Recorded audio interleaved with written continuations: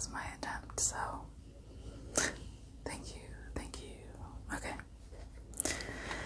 So today we're gonna talk about Nannie Doss. Alright, and I just want to put this out there, I do not read them before I read them on camera, if that makes sense. Like, I skim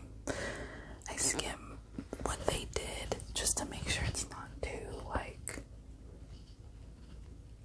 in my mind, like, too insane. I've recorded some where I'll get halfway through and I'm like, no, I can't even put that out into the world. I don't even want to. It could be how it's written in this book. It's so just like blunt and very descriptive, so it's a little uncomfortable sometimes.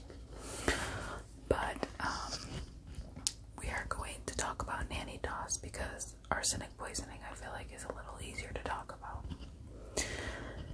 Alright, so Nannie, I don't know if that's her name, but we'll find out. Date of birth, November 4th, 1905. Her nicknames: the Giggling Nanny, the Giggling Granny, the Jolly Black Widow, the Lonely Hearts Killer, Lady Bluebeard, or Bluebeard, sorry. She killed for insurance money. Number of victims, 8 to 11. Date of murders, 1920 to 1954. Date of arrest, October 1954. Background.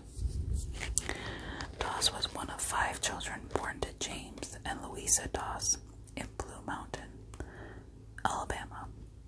Christened Nancy Hazel, Doss despised her father, and so did her mother, who was said to have a nasty streak and was very controlling. Instead of going to school regularly, James would make the children stay home and work on the family farm, so Doss never learned to read or write very well. The family went on a train trip to visit relatives when Doss was around 7 years old. The train came to a sudden stop, making Doss strike her head on the metal bar on the back of the seat in front. The accident led to her suffering from terrible headaches and blackouts for many years. Wow. And she struggled with bouts of depression. Although she didn't read well, Doss didn't like to immerse herself in her mother's romantic magazines, and later in life, Doss did she liked to read her mother's romantic magazines. And later in life, she enjoyed reading the Lonely Hearts columns. Doss and her sister were heavily restricted by their father from dressing like other girls their age, and they certainly weren't allowed to wear makeup. The girls were not allowed to attend dances, and despite all his efforts to protect his girls from the clutches of men, they were both molested on a number of occasions. Oh, that's horrible. When she was 16 years old, Doss married a man she met at work at the linen thread factory. 16. Jeez. Oh, different times. His name was Charlie Braggs. They only dated for 4 months before her father gave his consent for them to marry. It's crazy. Braggs' mother lived with the couple after they married, and she was too controlling. The young couple went on to have 4 children, all daughters. Oh my gosh. That's insane. Alright, her murders. Doss became stressed with the children and her mother-in-law and started drinking and smoking, and both Doss and her husband were guilty of committing adultery. Braggs would sometimes disappear for days, leaving Doss to manage the household. Tragedy struck in 1927 when 2 of their daughters died, supposedly from food poisoning. Okay. Bragg suspected Doss had murdered the girls and fled the home, taking the eldest daughter with him and leaving the baby with Doss.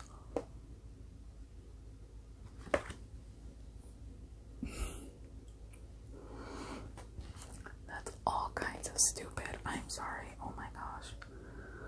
Not long after Braggs left, his mother, who was still in the house with Dawes, died. And you left your mom in the house. Oh my gosh. You know, I'd be taking the baby, I'd be taking my daughter, I'd be taking my mom. Like, that's weird. That's weird. Eventually, in 1928, Braggs brought their daughter back to Dawes, and they divorced soon after. Dawes took both of her children back to live in her mother's house. Okay, so she didn't kill those two. She became fascinated by the Lonely Hearts columns once again and sent many letters in response to men advertising. One of these men was Robert Franklin Harrelson.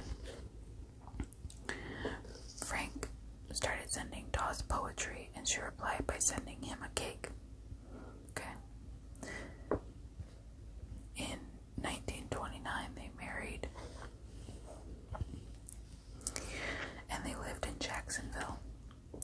Soon into the marriage, she discovered that Frank had a criminal record for assault and was an alcoholic. Despite this, they were married for 16 years until Frank met an untimely death. When Dawes' eldest daughter, Melvina, gave birth to her second baby in 1945, the baby died soon after birth.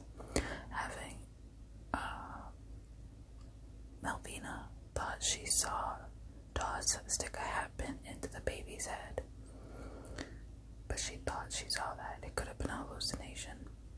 She asked her husband and sister, who said it was Dawes that had told them the baby was dead, and she happened to be holding a hat pin at the time. Melvina's marriage broke down, and after a while she started dating a soldier who Dawes did not approve of.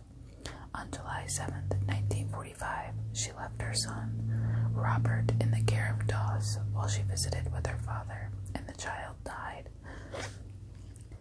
Doctors diagnosed his cause of death as asphyxia from unknown causes. Dawes had taken out life insurance on Robert to the value of $500, which she collected 2 months after his death. After Japan surrendered at the end of World War II, Dawes' husband Frank celebrated quite ferociously, as did many others. One night, while intoxicated, he assaulted Dawes. When she found his whiskey jar buried in the garden the next day, she filled it with rat poison. Frank died that night. A widow again, Dawes found another suitor in the Lonely Hearts column, Arlie Lanning. Oh, okay, that makes sense for the beginning.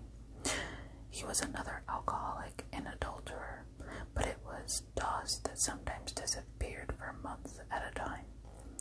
When she was at home, although, she played the part of a doting wife. When Lanning died from heart failure, the whole town supported her. Not long afterwards, their house burned down. It was insured, and Dawes was the recipient. Soon after, Lanning's mother died, and Dawes left North Carolina. So she left North Carolina. Dawes went to stay at her sister Davi's house. Davi was bedridden and died not long after Dawes arrived. Dawes met and married Richard L. Morton. This husband wasn't an alcoholic like the others, but he was a womanizer. He died in 1953, 3 months after Dawes' mother died, supposedly from poison.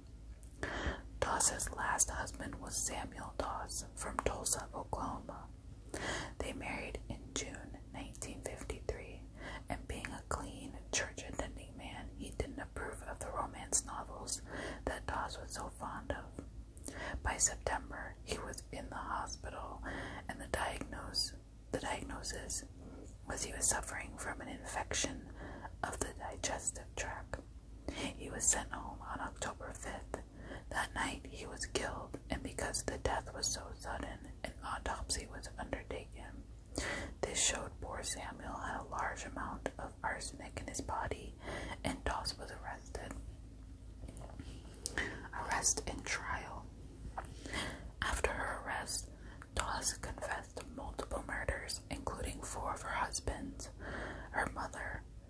Harvey, Robert, and Mother Lanning. The state focused on the murder of Samuel Dawes, and she was found mentally fit to stand trial. She pleaded guilty on May 17th, 1955. She received a sentence of life imprisonment and managed to avoid the death penalty because she was female, and the state didn't want to pursue the execution of a woman. The outcome, like I said, she died of leukemia on June 2nd, 1965. So that is all for the giggling nanny, or the giggling granny. I didn't see anything about her being a nanny. Oh, her name is Nannie. Okay, that makes sense. They spelled it